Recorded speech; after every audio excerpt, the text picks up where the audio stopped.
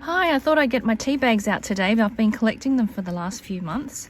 I like to drink dandelion tea, licorice tea, all the herbal kind of teas. Occasionally I'll have an Earl Grey tea. I don't mind the torn look. So if you prefer straight lines, then please use a pair of scissors to open yours. Even if mine has tears in them, that's okay, because sometimes I just use parts of them anyway. I'm on to my last ones now. That took a little while, but it's very therapeutic and really great to keep the fingers active. All right, this is the second last one. So what I have done in the past is I've used bubble wrap, painted on the bubble wrap, and marked those. I've stamped them with stamps as well. So on the back of these you can see they were stamped, and then I bubble wrapped over it. This bit had a little bit too much paint on it, so that you've got two different sorts of prints on it. You can also go with other colors and keep layering if you like. Also picked up a feather while I was walking this morning, and I was playing with some green paint on these ones, which were quite nice. That one had a single one on it. These ones are layered a bit more, and then I got a bit more creative. I really love ones like that look really rustic.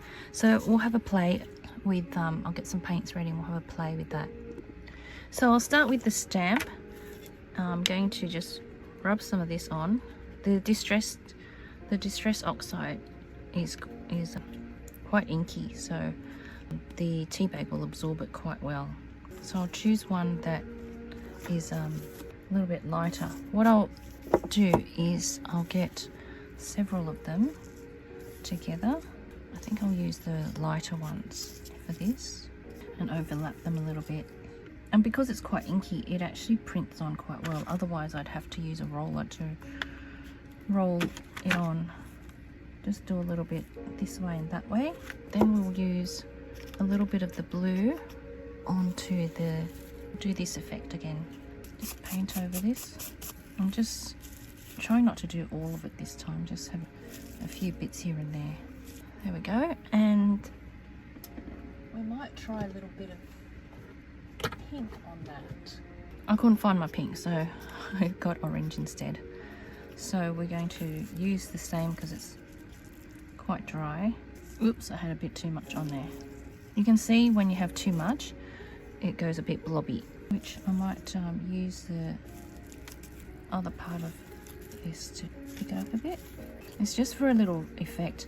A lot of the time you're collaging anyway, so I do cover things up with the gesso, but it just, the orange, the fluorescent orange, just gives it a bit of a nice pick up. I'll put those there. And now that I've done that, I want to do these ones too, because they look a bit dull now without the orange. I like bright colours. And the trick is not to press it too hard, which I tend to be a bit heavy-handed. That little bit of deep, where I made it a bit smudgy underneath with the blue, I can lighten it up a little bit with the orange. So that's with the stamping and the bubble wrap. So I've mixed up these three colours here. This is a mixture of all these different paints. The Posca pen, because I don't have any yellow, Liquitex, a turquoise, and the Jo Sonja Brilliant Green. So I've just mixed them on here on my gel plate, because then once the paint is finished I'll lift it off with a piece of paper. And I love all these colours together. If I haven't told you before, I'm living in a bus and we've been travelling Australia. So I have spent 6 months on the west coast and the water is just absolutely gorgeous. That's why I love these colours. So where's my, okay, my feathers here. Normally I'd like to put a little bit more yellow in, but it's okay. This is quite nice. So I'm going to paint up this feather that I picked up this morning, and see if I can get more paint on there so that the tea bag will soak it up I'm going to try and spread these feathers out a bit more too. It must have been a young bird because that's all I could feather out on this side. There wasn't much there. So I'm going to move that aside so that we can get to the tea bags. So I'm going to lay that on the tea bag with another tea bag underneath, and using the side that the tea leaves weren't on, I'm going to press that onto there. Ideally, if you have a few feathers, it would be quicker, but I've only got this one, so that's okay. But it makes a nice little stamp, and then I'm going to just keep repainting the feather. Oops, I've got that caught. Let's see if I can. No, the feathers were just so tiny. Gorgeous, I love those effects. Oh, get it inked up more. Have some there and have one there. I'm going to have one more in there. You can often get a second generation inking from what's left over. You press down hard enough. There you go. Some lovely prints on tea bags. Again, you can layer with different colours and or stamp over them and get a nice effect with that. Now, if you don't have a gel plate, that's okay. Just use a piece of scrap paper on the back and paint over the leaf, the feather, and then press over it like that. This is nice. It's still bringing out the green because I've used an orange, a fluorescent orange over it, so it's very light. I've got to be really careful that I don't make a... Oh, it's okay with the tea bag to, I guess, to have that browny colour over it. I don't mind that. This way with the brush I can hopefully tease out the feather a bit. But I've used it so much that I think some of the paint has dried the feathers up together. It's nice. I'll just use this last bit up. It's actually quite nice having that little bit of more of a natural colour. So I just kept layering with a little bit more of the fluorescent orange, and this is what I got. I actually really like that. Might do a little bit of that on all the green ones. Whenever I see the layers, I always want to add to my layers of... I want to add to that. But I will keep some plain because I always give in to having too much. So let's just stick to that for the moment. And I'll try a different colour. This time we're trying purple. You can see what happens when you add too much paint as well. It's really lovely when you get that second generation print, much more defined. I'll try not to put that right into the big blob of paint this time. Often things that I don't like so much, I'll put a lighter colour over it and it usually works out quite well. So it's nice to do like a whole stash of these, and then you've got things to use, or you can swap with friends. I would love to send anyone some, so please let me know in the comments if you would like to have some, and I will give you my email to email me and I'll send some out to you and we can swap. I would love that. Where will I put this one? It's quite warm here today, so the paint is drying a little bit faster, which is nice, but I've just got to work fast. Some days when it's wet, it makes it so hard to do this kind of art because I have nowhere to put things out to dry and leave overnight, and then the paint takes forever. So I really appreciate sunny, warm days where I can do this. So working with the balanced medium of having enough paint versus too much paint is something you just have to experiment with, because you will find sometimes like this one, I've done a bit too much paint there, and then when you do it slightly lighter with, and also with the second generation, it just shows up so much more detail of the feather. And I know some of you are probably a lot more experienced playing with paint than I am, but we all have to just keep practicing, don't we? And not be afraid to try things or make a mess. Are you one of those people who grew up being told not to make a mess? I definitely was, and I think that's why I shied away from doing a lot of things and experimenting and creating. So I want to encourage you to be okay with making a mess, because guess what? You can just clean it up and wash all this off. Like, look at my hands. You can wash all this off and it's okay. But just to be able to get your hands into paint and have fun, it just does something for your soul. So I really pray that your souls come to life as you do this, as you unlock things in your heart by playing. I think we're done with that colour now, because that's getting dry. I think I'll just pull this one off.